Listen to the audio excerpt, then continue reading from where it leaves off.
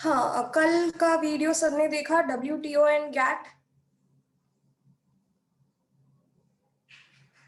Yes ma'am. Yes ma'am.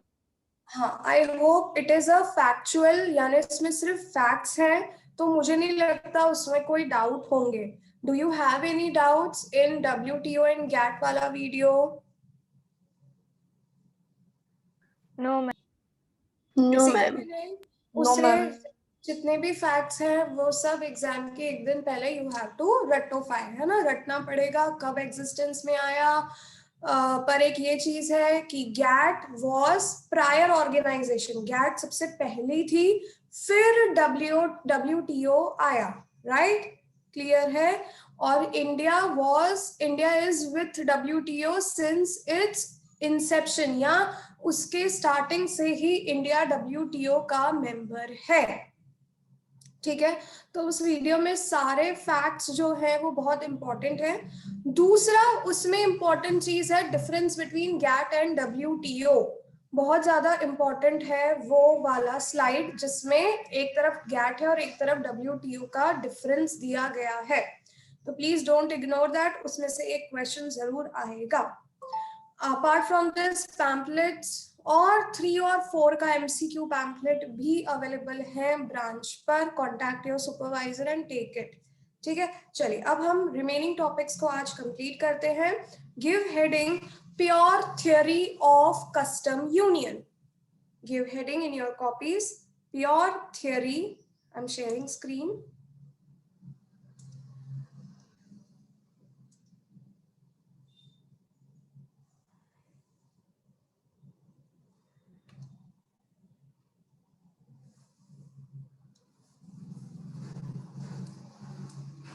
Pure theory of custom union.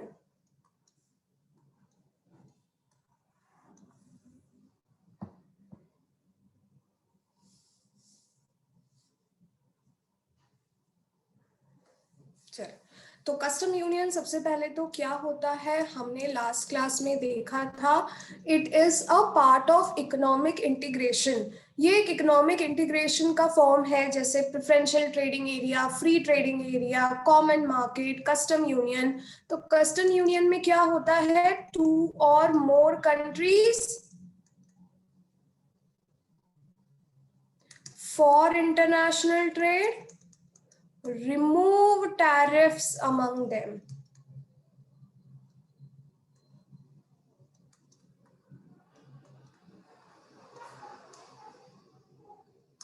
Right, custom union में ये होता है कि जब 2 या 2 से ज्यादा कंट्रीज आपस में इंटरनेशनल ट्रेड के लिए क्या करती हैं, टैरिफ्स बिल्कुल भी रिमूव कर देती है among them, and have common external tariff policy with non-member nations.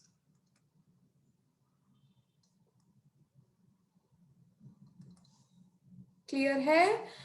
तो इसमें किसी दूसरे नॉन मेंबर नेशन के साथ कॉमन टैरिफ पॉलिसी होती है, तो कह सकते हैं it is organized and systematic form of, it is organized and systematic form of economic integration. Economic integration. Is it clear? Custom union सबसे ऑर्गेनाइज्ड है, सिस्टमैटिक फॉर्म है इकोनॉमिक इंटीग्रेशन का, जिसमें कंट्रीज आपस में एक दूसरे से टैरिफ चार्ज नहीं करती, और नॉन मेंबर कंट्रीज के साथ सारी कंट्रीज की कॉमन टैरिफ पॉलिसी होती है। Is it clear? Got it?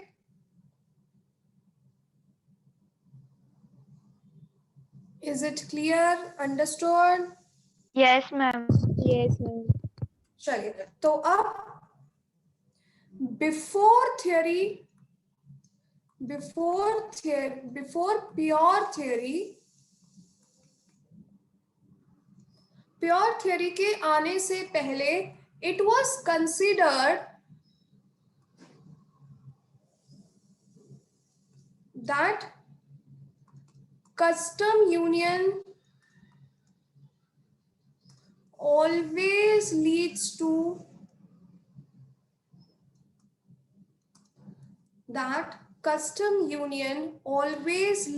to welfare of member nations.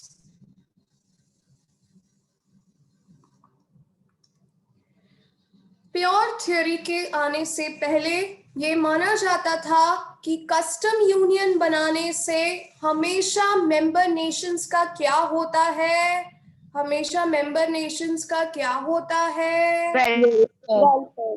Welfare, क्योंकि भाई आपस में कंट्रीज एक दूसरे से कोई ट्रेड बैरियर, कोई टैरिफ चार्ज नहीं कर रही है, राइट? तो जो भी मेंबर नेशंस है उनका वेलफेयर होता है. But Jacob winner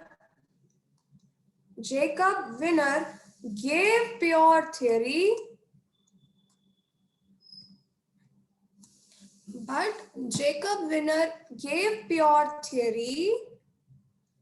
and he stated that it is not the condition of welfare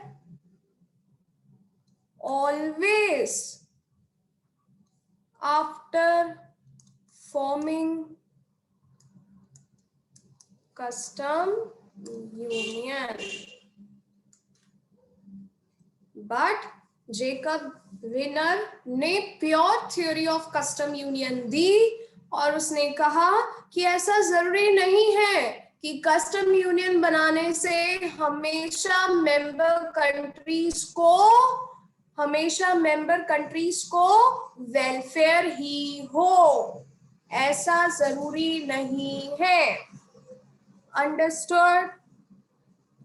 Yes, ma'am. Is it clear? Jacob Viner ने कहा कि जरूरी नहीं है कि कस्टम यूनियन बनाने से हमेशा वेलफेयर हो. अब तो किसने प्योर थ्योरी दी थी? Pure theory was given by Jacob Viner. Yes, तो pure theory was given by basically Jacob Viner ने, and under his pure theory he explained production effect of custom union. Jacob Viner ने सिर्फ production effect of custom union समझाया था, theory भी इन्होंने दी थी. But later कौन आया? नाम मैं भी देख लूं. But later Mead and Lipsey, SEY, Mead and Lipsey gave consumption effect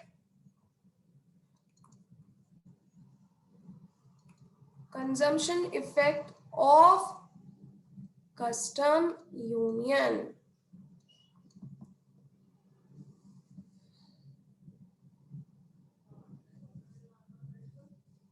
Yes, तो pure theory was given by Jacob Viner, जिन्होंने production effect of custom union को समझाया. क्या है प्रोडक्शन इफेक्ट? अभी हम पढ़ेंगे.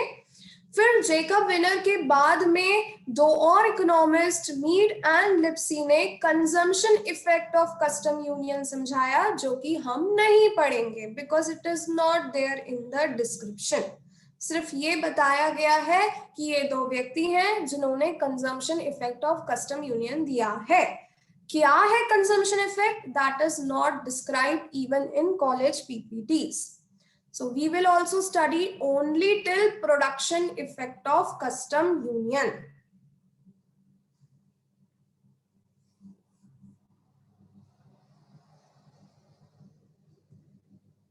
Clear? Yes, ma'am. लिखा यहाँ तक सबने? Yes, ma'am. क्या हुआ? कोई प्रॉब्लम है अभिषेक? No ma'am. हाँ ठीक है। तो जेकब विनर ने दिया production effect of custom union, वो हम पढ़ेंगे। Production effect of custom union को दो पार्ट्स में स्टडी किया जाता है। First, trade creation effect, trade creation effect,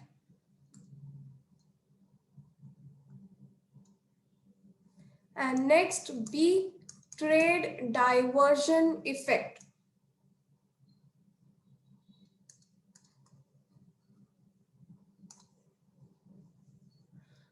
production effect of custom union को दो पार्ट्स में स्टडी किया जाता है, trade creation effect and trade diversion effect.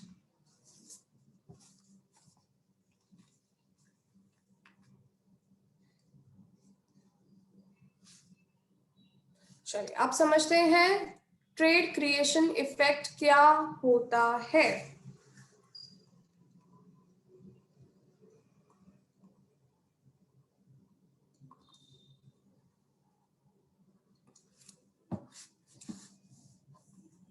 Yes, suppose two countries A and B,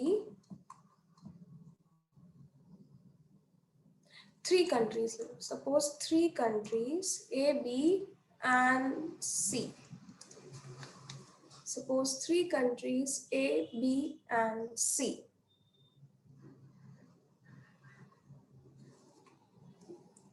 Cost of producing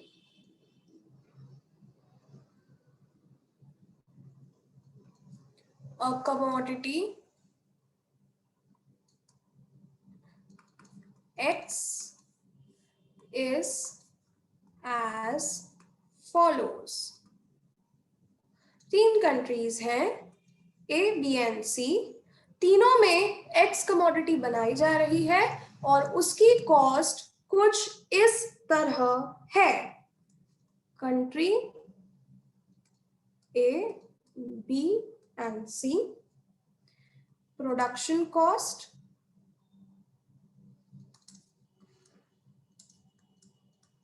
dollars में। Yes, country A में X commodity बनती है $50 की, B में बनती है $40 की और C में वही X कमोडिटी बनती है $30 की।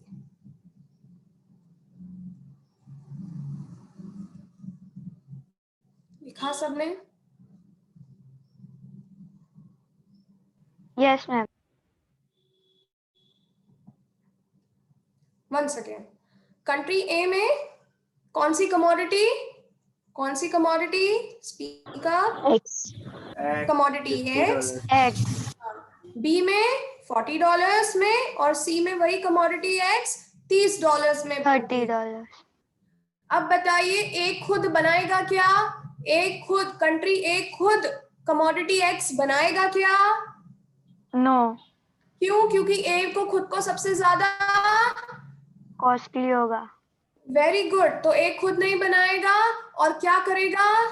क्या करेगा? Cheese. बी और सी से लेने की, हाँ बी और सी से लेने की कोशिश करेगा। Very good. तो नाउ कंडीशन 1, नीचे आ जाओ, टेबल को अभी अधूरा छोड़ दो। Condition 1, A charges 100% import tariff. A charges 100% import tariff. Yes, तो ऊपर 100% import tariff लगने के बाद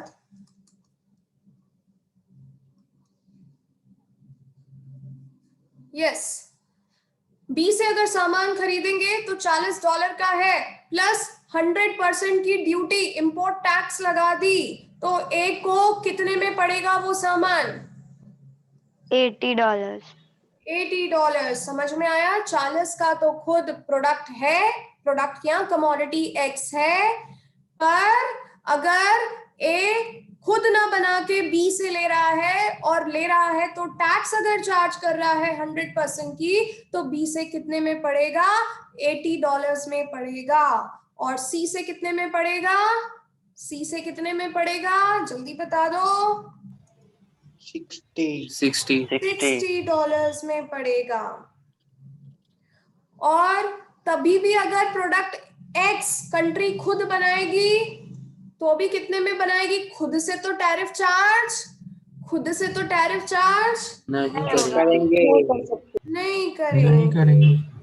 यस, तो देखें तो अगर टैरिफ लगने के बाद क्या हो रहा है, प्रोडक्ट दोनों कंट्रीज से महंगा मिल रहा है। खुद 50 में बना रहे हैं, बी से 80 में मिल रहा है, सी से 60 में मिल रहा है। तो क्या A will import commodity X? Will A? No, नहीं। तो लिख लीजिए यस, तो A charges 100% import tariff, so X becomes costly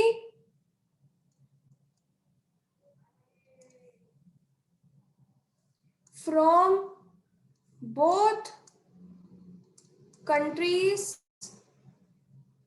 B and C. So A will not trade. So A will not trade. A trade नहीं करेगा।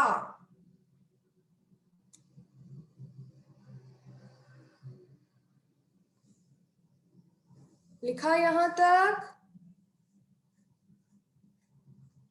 Yes ma'am. Clear, समझ में आया? अगर पहले हमने देखा ए खुद 50 में बना रहा था, बी 40 में था, सी 30 में था। ए ने सोचा बी या सी से ले लेते हैं क्योंकि अपन तो खुद बहुत महंगा बना रहे, पर जब लेने की बात आई, इंपोर्ट करने की बात आई, तो ए ने 100% टैरिफ लगा दिया। 100% टैरिफ लगा दिया तो खुद का तो कभी भी बनेगा तो ₹50 में ही बनेगा, पर बी से लेना होगा तो 80 में और सी से लेना होगा तो 60 में। अब भाई ए को लगा कि टैरिफ के बाद तो प्रोडक्ट दोनों कंट्रीज से कॉस्टली हो गया, इसलिए A will not trade, A खुद ही अपना प्रोडक्शन करना चाहेगा। Condition 2,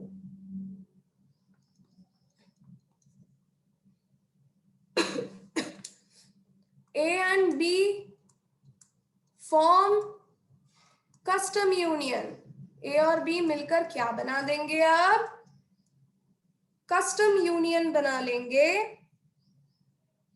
A and B will form custom union.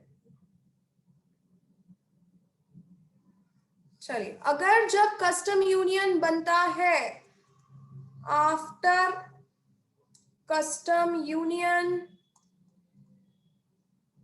With, किससे कस्टम यूनियन बनाया है?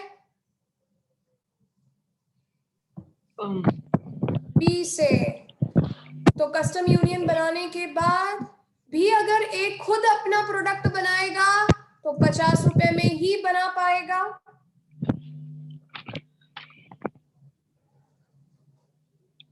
पर कस्टम यूनियन बनाया है बी से, तो कस्टम यूनियन में आपस में ट्रेडिंग नेशंस कोई भी टैरिफ चार्ज नहीं करते। नहीं करते।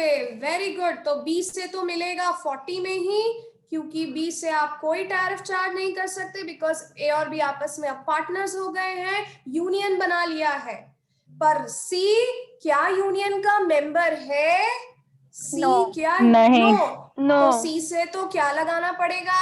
सी से तो Tariff. क्या लगेगा? टैरिफ। Tariff. तो टैरिफ वही 100% वाली टैरिफ पॉलिसी अगर लगती है, 100% 60. टैरिफ लगता है, तो सी से तो प्रोडक्ट अभी भी 60 में ही मिलेगा।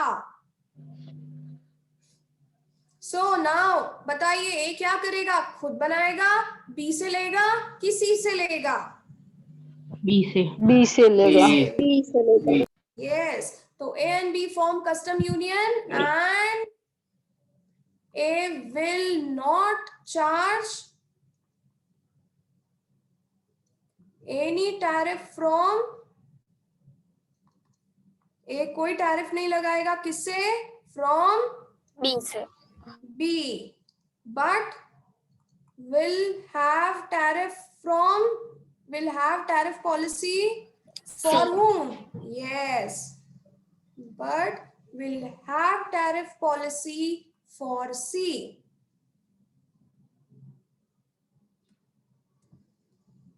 So now क्या हो रहा है हमारे टेबल में? So now A will import from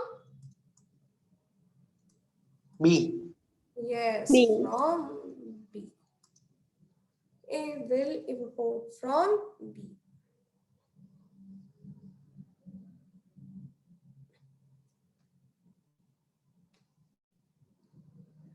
Is it clear? So this is trade creation effect.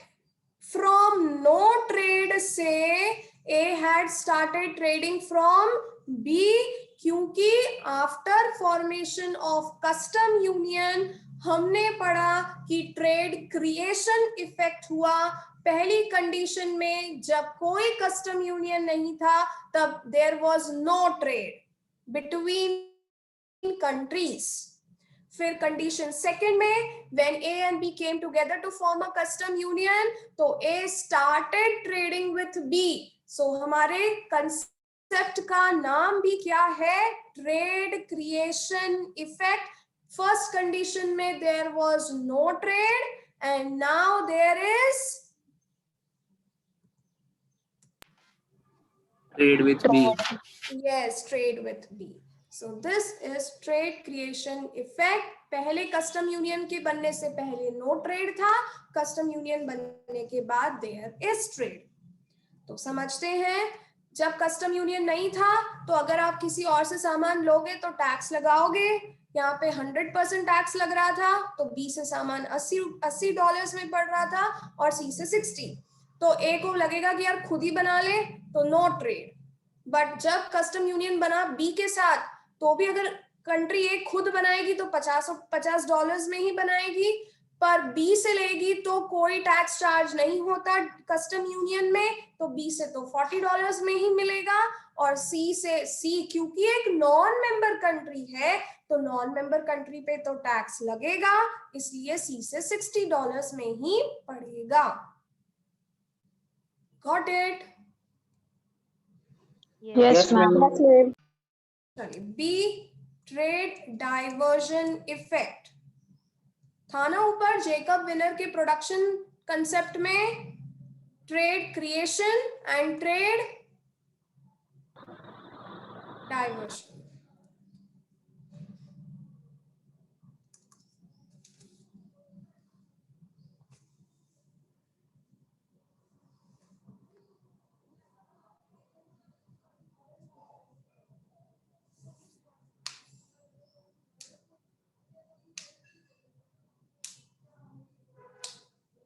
करें? Three countries again, A, B and C.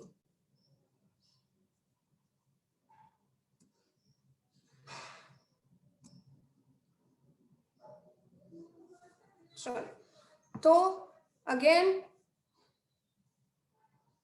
Country A, B and C, production cost किसी एक commodity की production cost dollars में, यहाँ पे हमने commodity x मानी है, तो अगर कंट्री ए एक्स बनाती है तो फिर से $50 में बनाएगी, बी $40 में बना रही है, सी $30 में बना रही है।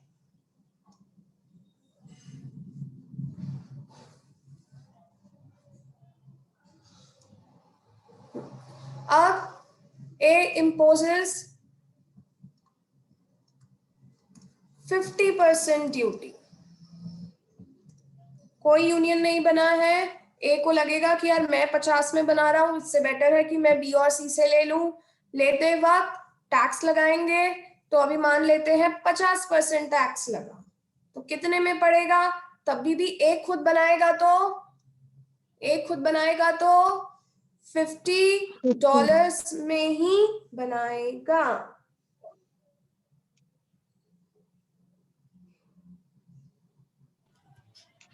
क्लियर? नेक्स्ट, फिर बी से कितने में पड़ेगा? 50% ड्यूटी लगी तो 40 का तो है 60। हाँ, 20 रुपए की ड्यूटी लग गई, 50% तो टोटल हो गया 60, 40 + 20। चलिए, सी में 30 का तो खुद प्रोडक्ट है और 15 रुपीज, $55। हाँ $15 तो 45। चलिए, कंडीशन ए या कंडीशन 1, ए चार्जेस 50% import duty.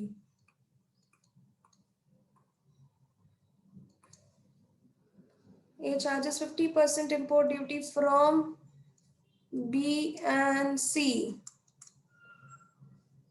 चलिए, क्या होगा? ए का खुद का $50 में बनेगा, बी से $60 में मिलेगा और सी से 45 में मिल पाएगा। सो क्या होगा? ए विल, बता दो जल्दी से, ए खुद बनाएगा कि किससे लेगा? सी से लेगा। ए will import from C.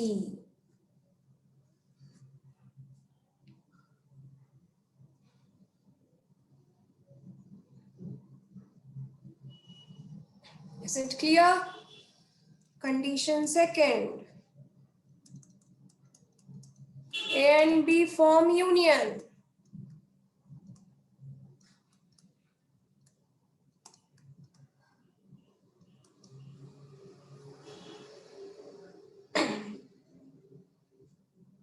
A and B form custom union. चलिए, तो A and B अगर custom union form करेंगे तो third condition, A and B form union. A फिर भी खुद बनाएगा तो 50। यस। अब B के साथ यूनियन है तो यूनियन में कोई टैक्स नहीं लगेगा। नहीं लगेगा। बी से कितने में? 40 45 सी से, सी तो नॉन मेंबर है तो सी पे तो टैक्स लगाना पड़ेगा, जितना पहले लगा रहे थे, तो वही 50% टैक्स लगने के बाद सी से 45। चलिए, अब क्या होगा? A will import from B. Yes. So हाँ, रुक लिखिए, जहां लिखा था A and B form custom union, so there will be no tariff, there will be no tariff from B and A will import from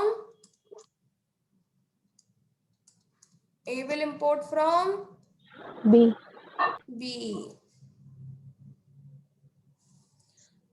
अब how इस effect का नाम है ट्रेड डाइवर्जन इफेक्ट। पहले ट्रेड हो रहा था कंट्री सी के साथ। सी के साथ। Yes. और अब डाइवर्ट होके ट्रेड हुआ, कस्टम यूनियन के बाद बनने के बाद ट्रेड हुआ किसके साथ? कंट्री बी के साथ। बी के साथ। Yes, so trade has diverted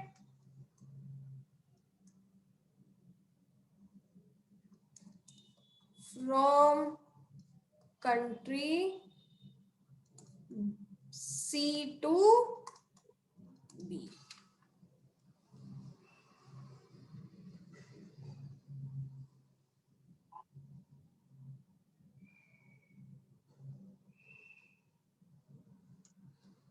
Is it clear?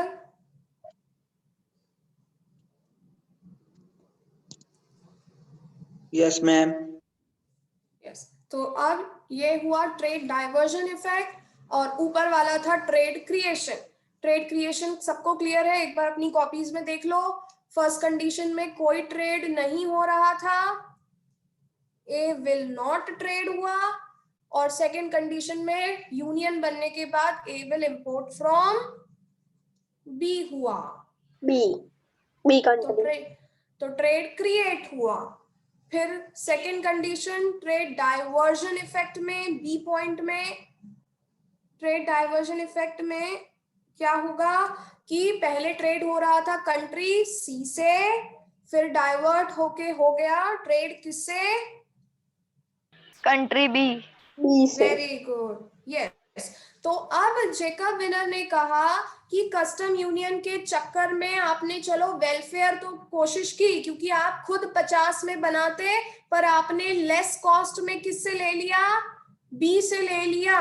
माना वेलफेयर हुआ, पर आपने वर्ल्ड के पॉइंट ऑफ व्यू से वेलफेयर को रिड्यूस कर दिया, क्योंकि ऐसी कंट्री सी जो उस कमोडिटी को सबसे लीस्ट कॉस्ट में बना रही थी, आपने उसे छोड़कर किससे ट्रेड करना शुरू कर दिया?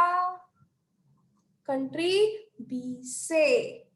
वंस अगेन, क्या कहने का मतलब? अगर ऊपर से देखें तो कंट्री ए के लिए वेलफेयर है, यस, क्योंकि खुद बनाते तो 50 में बनाते, अब यूनियन बना लिया तो 20 से 40 में मिल रहा है। माना, इज इट करेक्ट? अंडरस्टूड। पर आपने वेलफेयर को वर्ल्ड पॉइंट ऑफ व्यू से रिड्यूस कर दिया, क्योंकि पहले आप सी से खरीद रहे थे, क्योंकि सी वाज द कंट्री जो कि कमोडिटी एक्स को सबसे एफिशिएंटली बना सकती है। अब आपने उस सी को छोड़कर जो कंट्री सबसे लीस्ट कॉस्ट, सबसे एफिशिएंटली उस प्रोडक्ट को बना पा रही थी, आपने उस कंट्री को छोड़कर दूसरी कंट्री से ट्रेड करना शुरू कर दिया। तो it is not good for country C. C. Is it clear? समझ में आया? Yes, ma'am. चलिए, और एक और चीज समझाती हूँ। देखिए, अगर कस्टम यूनियन, हमने देखा है बहुत बार, मैंने कंसेप्ट भी सिखाया था, टैरिफ अगर हम चार्ज करते हैं तो हमारे लोग प्रोडक्ट खरीदना दूसरी कंट्री से कम कर देंगे। ऐसे में अगर चाइना चाहता है कि अपना उसका प्रोडक्ट हमारी कंट्री में बिके, तो China has to bear Tariff. यस, ये है ना, समझाया था मैंने कि अगर कोई कंट्री टैरिफ चार्ज करती है तो उस कंट्री की पॉपुलेशन दूसरी कंट्री से सामान खरीदना बंद कर देती है। ऐसे में अगर सामने वाली कंट्री, एक्सपोर्टिंग कंट्री चाइना, चाहती है कि उसका प्रोडक्ट हमारे यहाँ बिके, तो ही और she has to bear what? He और शी क्या, that country has to bear what? Tariff. Tariff. अगर हम इस सिनेरियो को देखें, ये वाला सिनेरियो अगर हम देखें, तो अगर ए 50% ड्यूटी लगाता तो वो सी से सामान खरीदता तो सही, साथ ही साथ सी क्या बियर करता? सी क्या बियर करने को तैयार रहता? 15 रुपीज का टैरिफ, जो कि ए की गवर्नमेंट की क्या होती? ए की गवर्नमेंट की क्या होती? कंडीशन। इनकम और कंडीशन होती, इनकम होती, जो कि अब हो पाएगी क्या? क्योंकि ए और बी के बीच में तो कोई टैरिफ है ही नहीं। नहीं।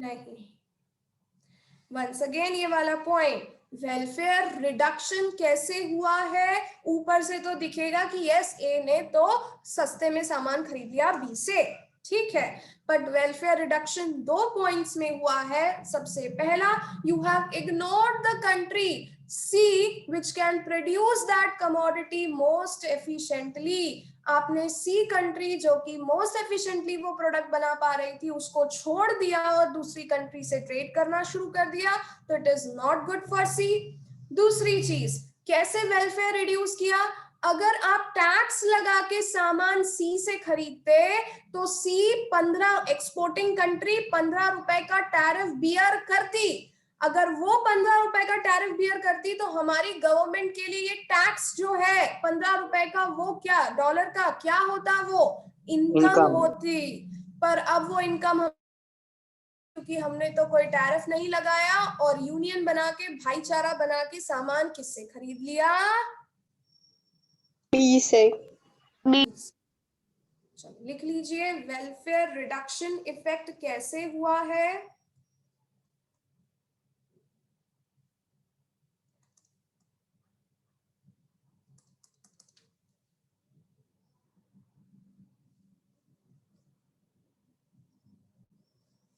यस मैम ये न्यू पॉइंट है कि कंटिन्यू में ही है? कंटिन्यू में ही है, मतलब ये दोनों इफेक्ट हमने समझ लिए। अब वेलफेयर, क्योंकि हमने स्टार्टिंग में लिखा कि जेकब विनर ने क्या कहा कि कस्टम यूनियन से सिर्फ भला ही नहीं होता, वेलफेयर ही नहीं होता, उससे वेलफेयर कहीं ना कहीं रिडक्शन इफेक्ट भी निकल कर आता है, तो हम वो समझा रहे हैं। बाकी पूरा और थ्योरी ऑफ कस्टम यूनियन खत्म हो गई है। समझ में आया? थियरी में 2 ही पॉइंट्स हैं, trade creation and trade diversion. पर अब हम ये बता रहे हैं क्योंकि ट्रेड आपने डाइवर्ट कर दिया सी से बी पर, सी से आप डाइवर्ट करके अब ट्रेड बी से करने लगे, तो उससे वेलफेयर ठीक है ए के लिए बड़ा है, पर इन ऑल वेलफेयर का क्या हुआ है? रिडक्शन इफेक्ट भी हुआ है, because C can produce the commodity most efficiently। एक सी कंट्री है जो $30 में वो प्रोडक्ट बना पा रही है, commodity most efficiently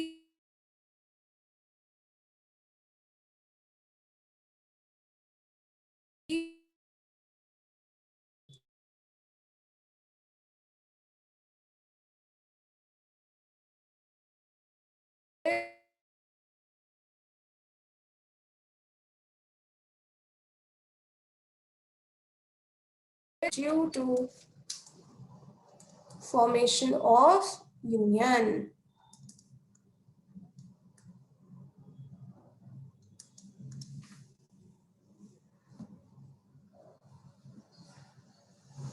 समझ में आया? वेलफेयर रिडक्शन क्यों हुआ? क्योंकि सी ही वो सॉरी, सी ही वो कंट्री थी विच can produce the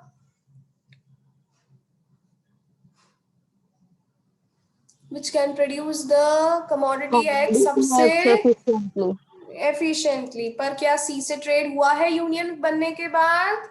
no. No. Another point इसी के अंदर,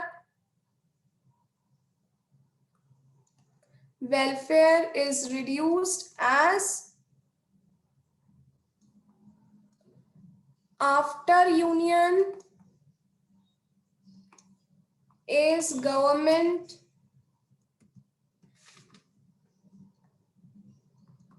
will have no tariff collection।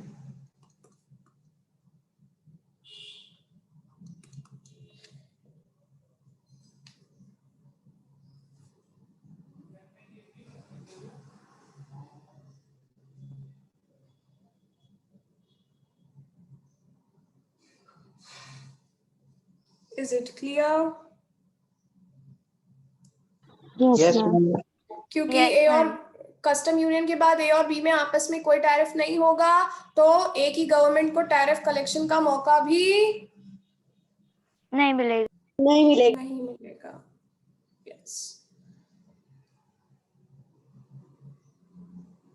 Next, assumptions of this theory. Assumptions of pure theory.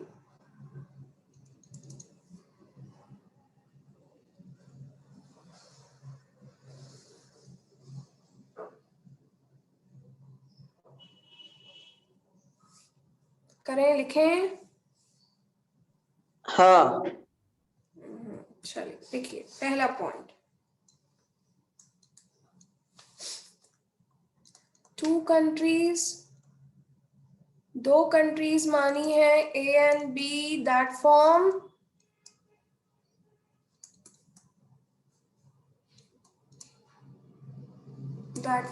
union. Two countries A and B that form union, and country C is rest of the world. यानी country C rest of the world, यानी rest of the world में से non member nation है. Is it clear? Yes, ma'am. Yes, ma'am. दो countries मानी गई है A and B जो यूनियन बनाती हैं, और सी जो है वो किसको रिप्रेजेंट करती है? कोई नॉन मेंबर कंट्रीज जो रेस्ट ऑफ द वर्ल्ड में से हो सकती है. Second, all the three nations produce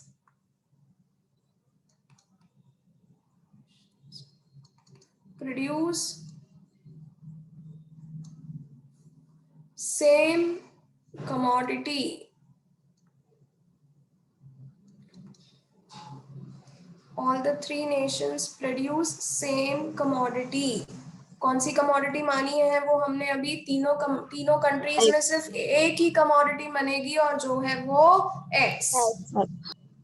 same या फिर वन कमोडिटी, सेम या फिर it can be one commodity. All the three nations are producing one commodity, same commodity जो कि है एक्स. तीसरा, supply is perfectly elastic. Supply is perfectly elastic in all three countries.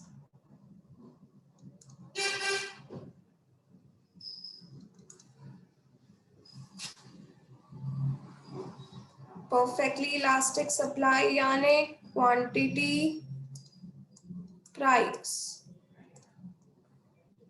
This is supply perfectly elastic parallel to x axis.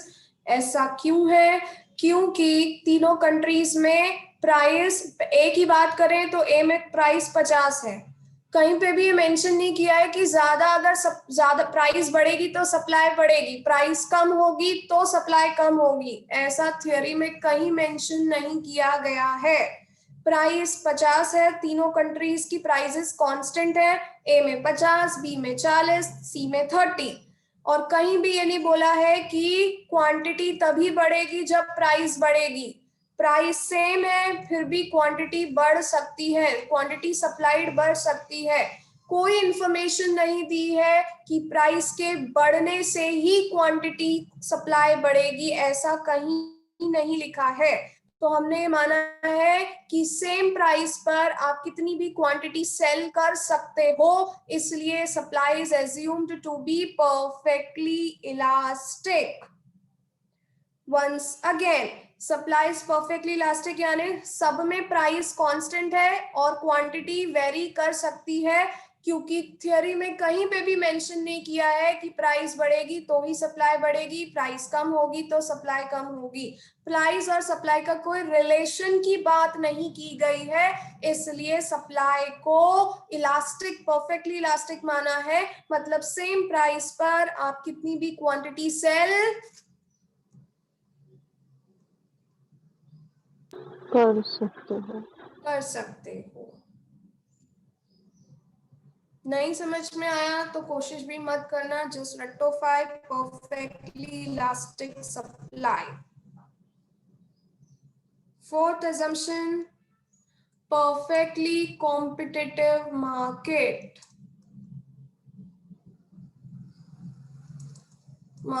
क्योंकि X के कोई brands की बात नहीं की है, X हर जगह सेम है, तीनों कंट्रीज में X को X ही है, वो कोई इस ब्रांड का उस ब्रांड का नहीं है। परफेक्टली कॉम्पिटिटिव मार्केट, तो ये है 4 मेन assumptions। लेट मी सी और कोई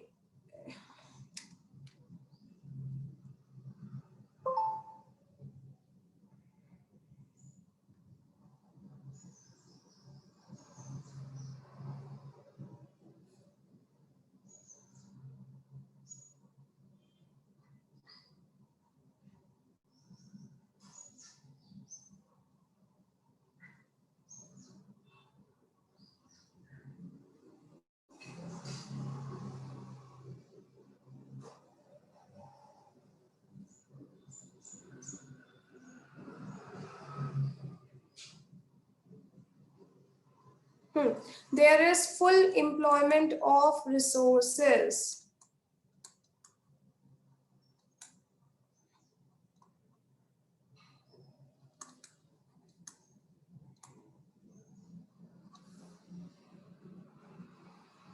And 6, techniques of production are constant। सब में सेम टेक्निक्स ऑफ प्रोडक्शन है। रिसोर्सेज का फुल एम्प्लॉयमेंट है तीनों कंट्रीज में, और तीनों कंट्रीज में टेक्निक्स ऑफ प्रोडक्शन एक जैसी है।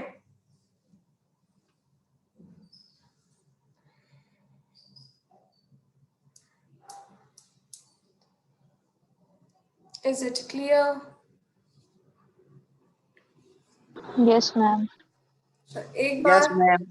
देख लेते हैं शुरू से प्योर थ्योरी को। इसका diagram we are not going to study, not relevant from MCQ point of view, इसलिए डायग्राम नहीं स्टडी करेंगे, क्योंकि मुझे ऐसा लगता है एक रेसिप्रोकल डिमांड का भी डायग्राम इतना बार समझाया, बट एमसीक्यूज के लिए that diagram is not important. Similarly यहाँ पर भी diagram is not important, not relevant from MCQ point of view.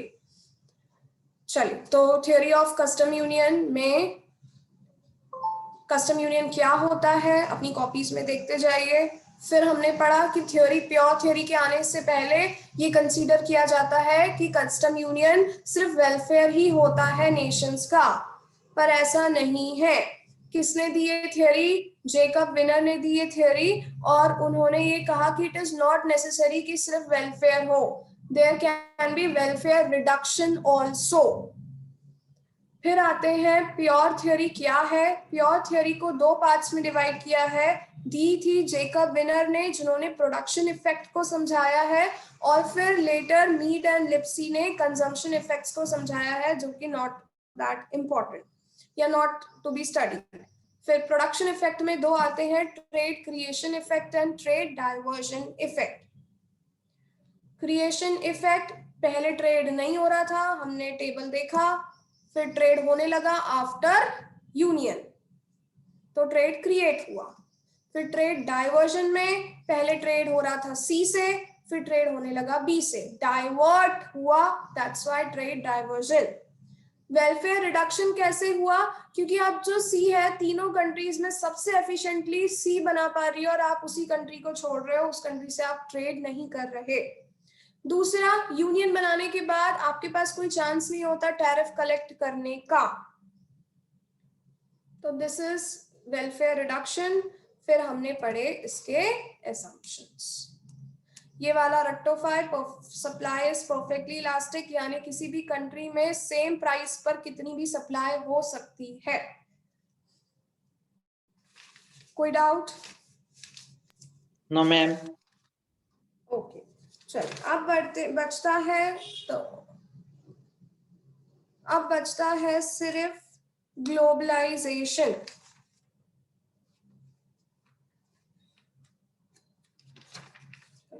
क्या आपके पास पैम्पलेट है? Yes. हाँ Yes, ma'am. No, ma'am.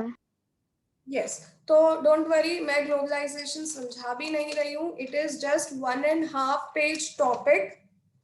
आप इसे खुद से पढ़िए क्योंकि बहुत ही सिंपल टॉपिक है. समझा देती हूँ मैं शॉर्ट में. ग्लोबलाइजेशन का मतलब यही होता है जब आप दूसरी कंट्रीज के साथ विलिंगली ट्रेड करते हो.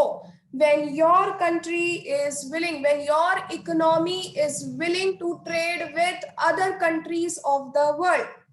आप दूसरी कंट्रीज के साथ ट्रेड कर रहे हो और दूसरी कंट्रीज को भी अपने यहाँ आके उनके बिजनेस सेटअप करने दे रहे हो. This is globalization. समझ में आया what is globalisation?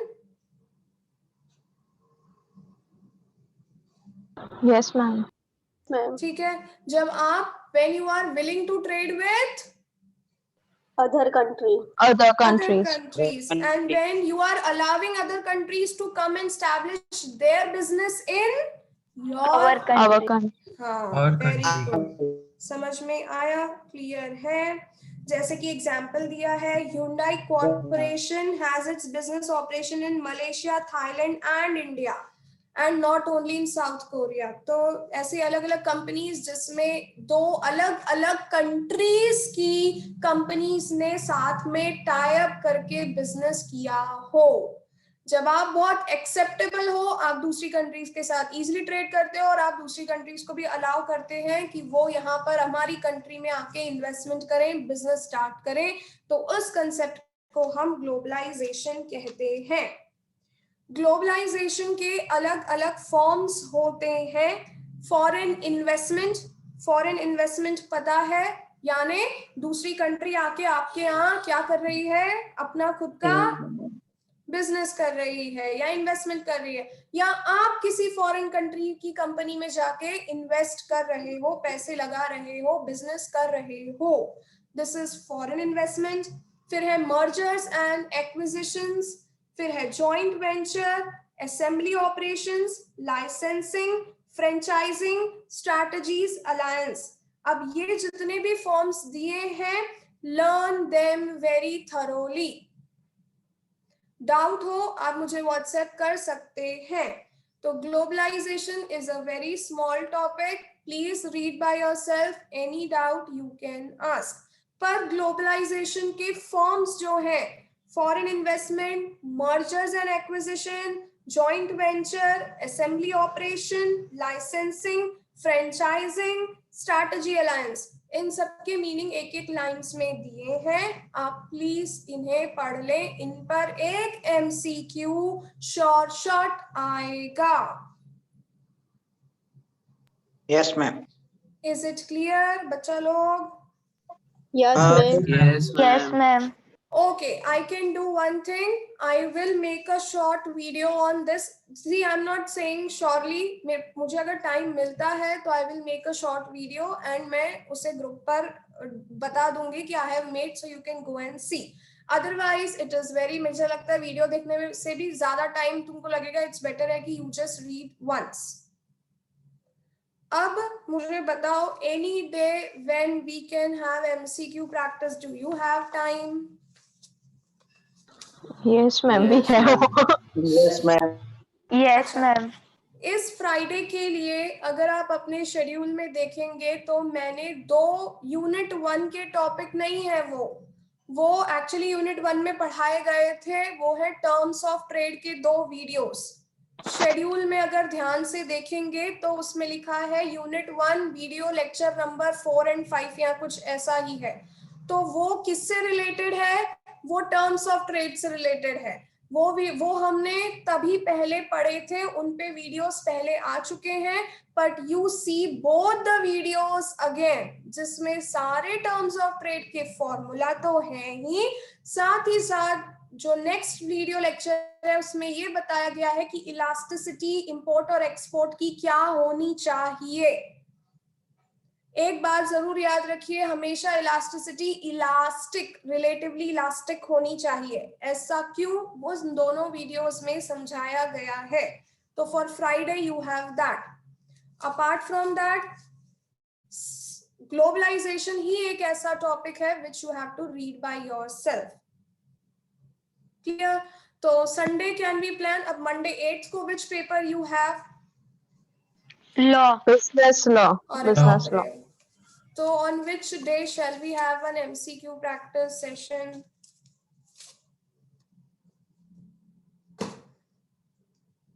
Tomorrow, Ma'am, day after tomorrow? tomorrow or day after tomorrow. Whatever. Okay, It's fine. ठीक है।